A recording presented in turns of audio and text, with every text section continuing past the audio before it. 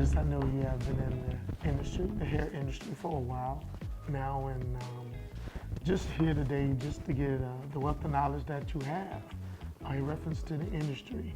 So I think my first question, well, I think I know my first question for you.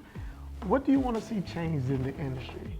What's your perspective of the industry in the next 5 years? Wow, that's a great question. What I would like to see change, I would like to see a merger between entrepreneurs and beauty industry professionals. In this industry, we are entrepreneurs, and some of us have our own businesses as cosmetologists, some of us don't, but a lot of people are coming into the beauty industry that are entrepreneurs because they see the money that can be made in our industry, but they don't understand our industry. And I would like to see a merger of the two come together so that we as cosmetologists can make more money in the industry. I feel like entrepreneurs coming in, they know a little bit more about business because we don't really focus on business as we should in our industry. And I feel like there's a lot that can be learned on both sides. So that's what I would like to see change. And the reason why I say that is because our industry just evolved in the past 5 years. And now we are a $500 billion industry. And those numbers drastically changed because you had big name brands that saw the need for beauty products to be sold within their clothing retail stores. And even other businesses as well. They started branching off into selling more beauty products with the products they already had. So I feel like there was a hole that we missed within the retail community in the industry as a whole. We don't really embrace retail, and we don't embrace retail because we don't understand our businesses. So I would love to see that change happen because it's already happening.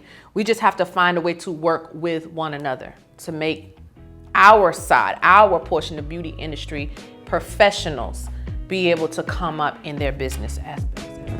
Wow.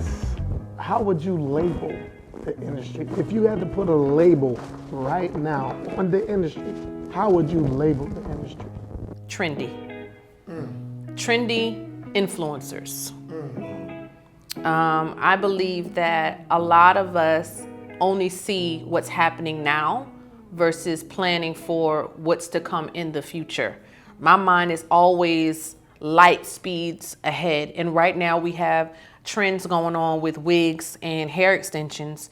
And there's going to be a shift within the next, I forecast, 2 years, that a lot of people are going to be gearing back towards their natural hair. And they're going to encounter some issues because of wearing the constant hair pieces without the healthy education being brought into the service at the same time, because you have so many people that are unlicensed that are providing those services within the salon. So I definitely can see in the next 2 years, we're going to have a major problem. And if we are paying attention, we will go take major trichology classes and really get into healthy hair and scalp and get our clients back that we lost, because there was a space and we let other people come in and take that space, and they became influencers to our industry. So YouTubers came into our industry and made themselves the influence to our customers. They came up with ways to categorize textured hair. We didn't have a category. We just said either you're curly, wavy, or extra curly. And they took it to the next level, and they gave numbers and letter sequences that would match up. This is where you are, and this is how you fit this category. And a lot of us were mad at it, but you can't be mad at something that basically makes sense. No, it's not in the cosmetology book, but it's just like any other school. You go to college for any other industry, you're not gonna learn everything that you need to learn from school. So we become creative in our businesses, and we come up with our own methodologies, and we introduce that to our industry. So why are we so mad that the YouTubers did it? We gave them the entryway to do it. So versus being mad at them, you just join them. Adopt the philosophy, incorporate it into our schools, create books now to where we're teaching them from the foundation in the beauty schools. Because these people, they didn't trademark that information. It's not copywritten. Take it and put it in the cosmetology book because it makes sense. So what I am learning now is to be more of a partner with people outside of our industry to bring them into our industry and teach them the right way and take advantage of the opportunities when they present themselves. I want to comment on that. Just like in most professions, we go to college, we get an education. In the cosmetology realm, there's been no business acumen being developed in the program. They're learning to be great practitioners, great technicians of hair. But I think what makes Keena's program so unique is she's actually teaching the business. And this morning in her class, she talked about working on your business versus working in your business. And I think oftentimes the cosmetology, barbering specialists work in their business, going to techniques, technologies, methodologies, and no one has really talked to them about the shift and how to reposition themselves in the minds of their consumers. And so we're seeing a lot of frustration. And of course, I work in a different sector, so I bring a different perspective. But I'm seeing a lot of situations where they're getting upset with the Amazons. They're getting upset with the distributors because they feel like those folks are eating more than them. But those guys and girls and companies have done a better job of positioning their product in the minds of the consumer. And all that the cosmetologists, barbers, nail technicians, makeup artists, estheticians have done is cultivated the craft, which I recognize is important. But if we're gonna get a larger slice of the apple, we have to start doing things like email marketing.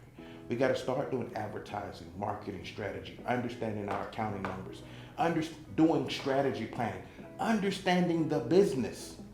I think the misconception that a lot of professionals make in the industry, barbers, cosmetologists alike, and related disciplines, they focus so much on the tools, techniques to stay relevant. I come from the IT world, and in the IT world, you're relevant based on that technology and the certification you have today. For back in the day, things like Cobra, some of these technologies I understand, but our community don't understand, were relevant. Now we're in the age of cloud computing. If you're still trying to hang on to that Cobra certification you had from 1999, in this market where cloud computing is a big deal, you're irrelevant.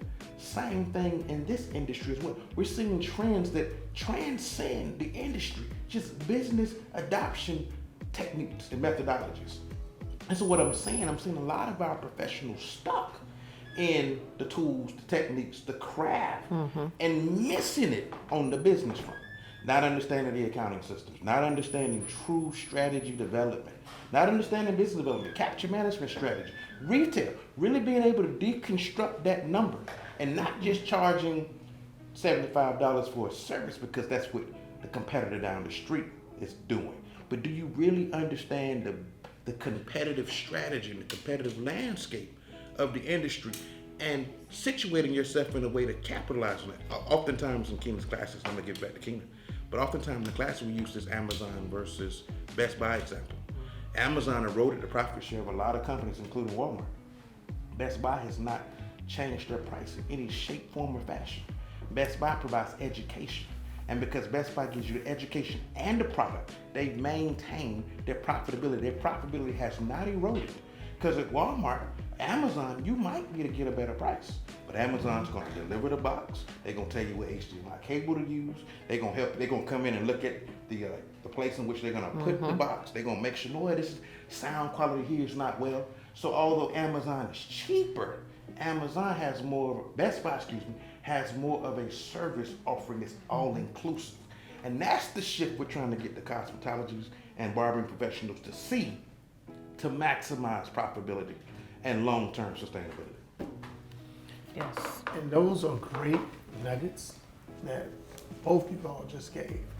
And with Keena, you saying that the industry is trending and evolving, and there's so much that's happening in the industry because of lack of knowledge. So, Keena, what's keeping you, what's driving you, what's pushing you after seeing all this to still want to be in the industry?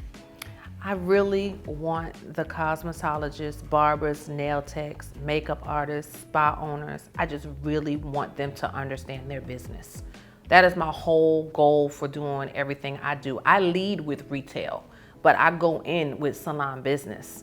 So for me to see people adopt a new mindset and change the way they operate, and they're able to actually see the money and learn how to enjoy life, set themselves up for their future, pay for their kids' college tuition, to be able to travel the world. As cosmetologists, we don't do that. We hustle hard, grind hard. That's what has been put in us from the beginning, from cosmetology school. And even myself, I went to 2 different cosmetology schools, graduated from one. They couldn't teach me how to do my hair type. So my teacher suggested I go to another school. Got to Dudley, fell in love with not only the program, with everything. And I learned some business there as well. I really learned how to retail hair product, but no, they didn't set me up to have the conversation with my clients. They just told me I needed to sell product. Nobody broke it down and gave me a structure and said, this is how you have the conversation with your client and you educate your client on the product, and then the sale will come. They just said, sell this product. Right. Every client, you got to sell a product. And they pushed that 1 can oil sheen. They didn't show us how to layer the product and show your client how to use a system. So now if I can go into the beauty schools and if I can go into the salons and do retail clinics for these salon owners and teach them how to effectively teach their staff and create a retail culture within their salon, they will see their revenues increase overnight. It's just getting people to believe it to be true. And I'm gonna say we as Black stylists in this industry, it really depends on your foundation and what schools you come from. A lot of us go to our schools, and our schools don't have a lot of retail. They may have some, but they don't have a lot of retail, and they don't teach it in the classroom. So then when the students get to the floor, they're not talking about product. If the client just happened to go to the shelf, then fine. Other than that, it's not enforced because it's not a part of the curriculum. That's a space all by itself that needs to be taught by itself because that teaches you how to make money. But when I started teaching in other schools that had more of a variety of nationalities, I learned how to incorporate that in my classroom because it was the culture of the entire program. And to sit with an owner and for them to show me the numbers and say, this school makes money and it really operates off of the retail. So whatever you're doing, I need you to teach the rest of the staff so they can make the numbers with the students they have on the floor, because this is what keeps the lights on. So for a owner to show me it costs $20,000 a month to run this establishment and show me there's another way to this. Of course, I wanted to adopt those same philosophies and bring it outside of the 4 walls of that establishment and teach every stylist that I know, every beauty industry professional that I know, so that they can really truly get it. That's my goal. One of the things that I think makes Keena's instruction so unique, not only is Keena a very accomplished cosmetologist, she has serviced the B2C world, the business to consumer world. She has serviced the B2B world and now the B2G world. So B2B, I mean business to business, B2G being business to government. But before all of that, in high school, Keena started doing retail at Six Flags. Mm-hmm. Keena ran concessions for Six Flags.